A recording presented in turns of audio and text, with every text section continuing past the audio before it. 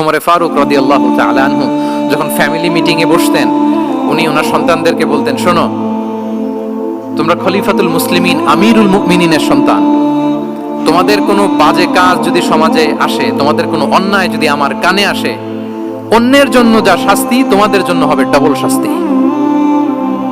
ওমরে ফারুক সন্তানদেরকে বলতেন, তোমরা যদি কোনো ভুল করো, একটা যদি হদ কায়েম করা লাগে এমন অন্যায় যদি করো, একটা হচ্ছে আল্লাহর দেয়া হদ, আর একটা হবে আমি উমরের দেয়া হদ।